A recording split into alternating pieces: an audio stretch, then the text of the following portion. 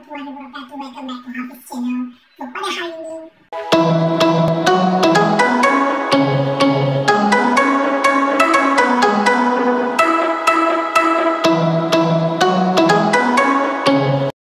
Hello guys, Assalamualaikum warahmatullahi wabarakatuh. Welcome back to Hafiz Channel. So, pada hari ini saya akan terangkan tentang financial planning before kita punya study.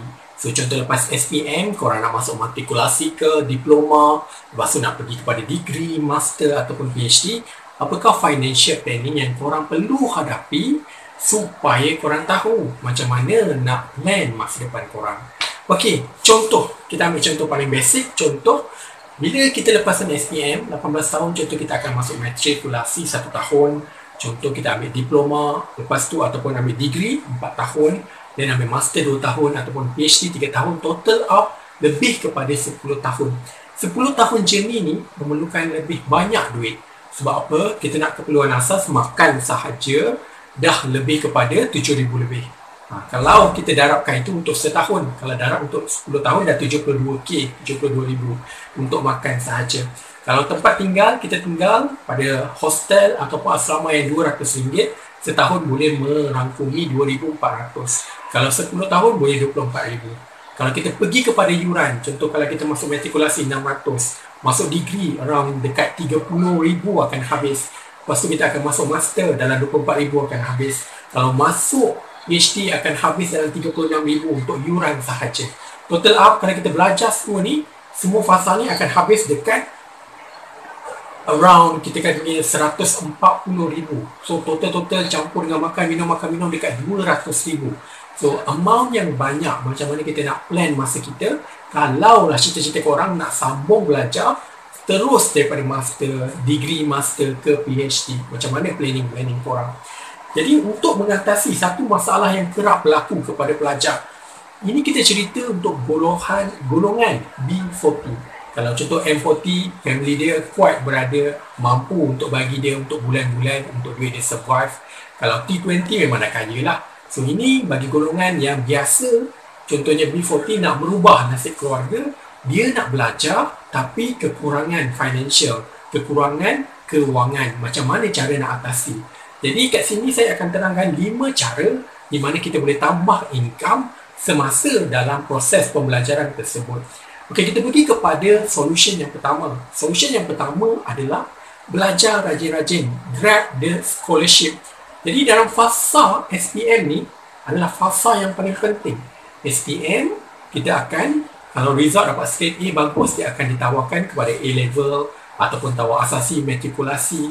Okey, contoh kita ambil contoh SPM biasa je, dapat 7 ke 6 ke 8 ke. Korang tak dapat nak study kat overseas, jangan bersedih kerana dekat peringkat matrikulasi ataupun tingkatan 6, cuba try score dengan lebih baik. Sebab apa? Dekat peringkat ini, dia akan menentukan sama ada degree korang kena pakai PTPTN ataupun boleh apply dekat scholarship. Bukan salah untuk ambil PTPTN. Apa yang berlaku di sini, ramai yang ambil PTPTN tapi belajar sambil lewa. Jadi apa yang berlaku selepas 4 tahun, dia dah menanggung hutang sebanyak 26,000. Paling murah boleh tanggung hutang sebanyak 16,000. Kalau dia buat full payment, dekat 30K kena tanggung. Keluar-keluar belum ada kerja lagi, hutang dah ada. Itulah PTPTN. So nanti kita terangkan, boleh ambil PTPTN, ada syarat-syarat dia yang perlu korang patuhi dengan ketat. Okey, yang pertama, grab the scholarship.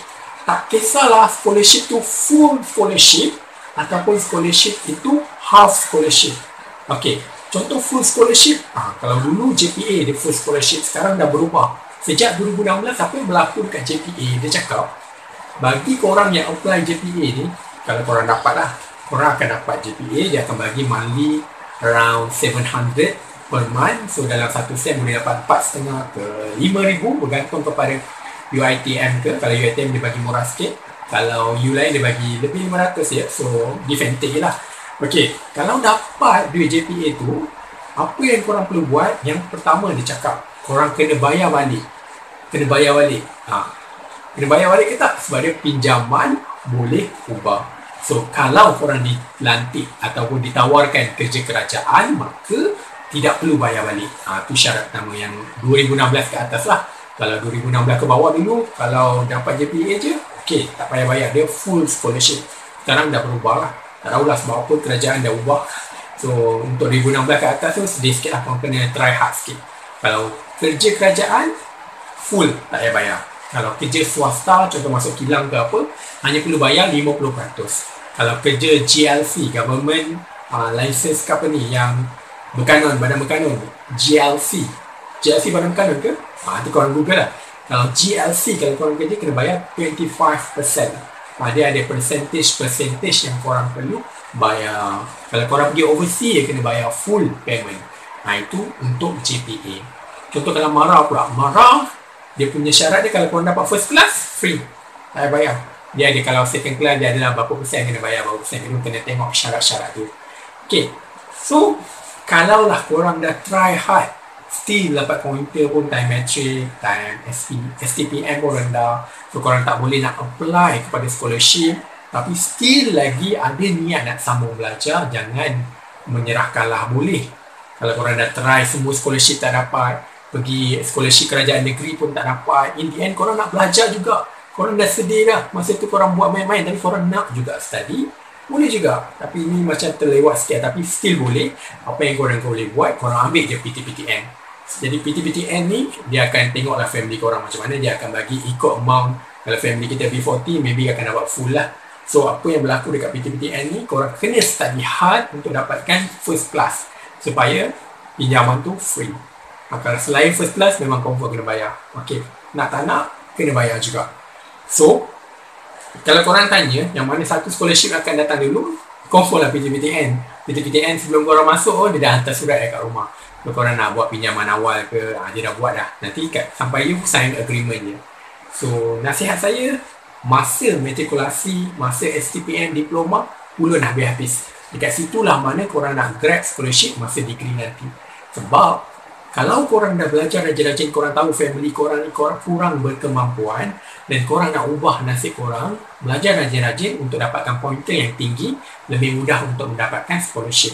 Korang boleh search kat Google, macam-macam scholarship ada. Ada Yayasan Sandabi, macam-macam lah. Ada Hazana, semua ada syarat-syarat dan KPI yang perlu korang capai. Okey, itu yang pertama, grab the scholarship. Solution yang kedua, kalau kita tak nak mengalami masalah kewangan apabila kita belajar, solution yang kedua, masuk aktiviti yang boleh memberikan sedikit insentif. Di dalam universiti ni ada banyak kelab, banyak persatuan. Cara ataupun persatuan yang boleh memberikan korang insentif, contoh yang pertama, polis. Suksis sukarelawan polis. Universiti mahasiswa. So korang tengok, suksis, kita ada parapes kalau nak jadi askar. So, apa dia punya syarat? So, nanti adalah berat kena BMI kena okey, tinggi kena okey. Dia akan pilih tak banyak pun 1U, dia akan pilih lelaki 40 orang, perempuan 40 orang, macam itulah dia pilih. So korang kena pergilah ujian kecergasan dia. So kalau dapat, korang akan dapat 1 jam RM8. Contoh pada hari weekend, hari Sabtu dia ada latihan dia 7 pagi sampai 7 malam, 12 jam. Korang dapat darabkan dengan 8, dapatlah dalam 100 lebih. So dalam sebulan ada 4 kali korang boleh collect kat situ dalam 400 lebih. Kalau sukses pula dia ada bounty, jadi korang dapat duit lagi. So cara-cara kalau korang tak ada duit, cara nak dapatkan duit, masuk kepada persatuan yang boleh memberikan insentif. Bukan kita nak masuk sebab nak duit, tapi sedikit sebanyak dia boleh membantu kewangan kita. Okey, itu yang kedua. Yang ketiga, kita nak buat apa? Yang ketiga, buat part time. Part time ni kalau masa kita belajar kat dalam universiti, susah. Kalau nak kerja-kerja kat luar, susah. So, manfaatkan apa yang ada dalam universiti tersebut. Contohnya jadi cikgu tuition. Pada malam hari banyak. Sekarang ni semua buka cikgu tuition. Pusat tuition buat online. Jadi apa yang korang buat, korang apply. Contoh result SPM korang better, power korang boleh ajar. So buat resume cantik-cantik, hantar kat cikgu tuition tu supaya dia boleh ambil korang jadi cikgu tuition. Yang kedua, kalau korang nak jadi YouTuber, boleh buat YouTube lah. Kalau cukup 1000 subscriber, cukup 4000 jam tontonan, korang boleh jadi YouTuber. Bagi perempuan yang cantik ke, nak jual makeup ke, jual lah dari dropship, nak jadi Insta famous. Jadilah janji apa-apa yang boleh buat duit sampingan. Kat sini maksud sampingan, fokus pertama belajar tu jangan tolak tepi. Kita buat sampingan ni contoh pada waktu malam, ada masa sikit-sikit. Cuma jangan join lah MLM ke apa-apa, jangan membazir duit je. korang join aktiviti yang berfaedah. Okay, next, korang juga boleh, jadi kalau universiti tersebut kadang-kadang dia akan ada buka part-time kecil.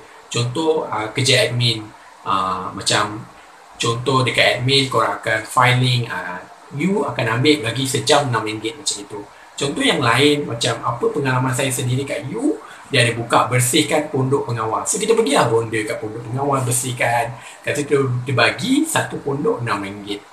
Walaupun nampak kerja macam cleaner kan, kena cuci, tapi still duit. In the end, bila kita tak mampu, still kita kena kerja. Tak adalah kita minta kat ibu bapa kita. Mereka pun ada banyak tanggungan. Banyak lagi adik-adik kita yang masih kecil. Itu cara-cara macam mana. Cara yang ketiga, macam mana nak cari duit, income masa universiti. Okey, jadi itu masa belajar. Masa kita panggil masa cuti sem break yang panjang juga. Contoh sem 1 nak pergi sem 2, dia panjang dalam sebulan ke 2 bulan. Korang boleh buat apa?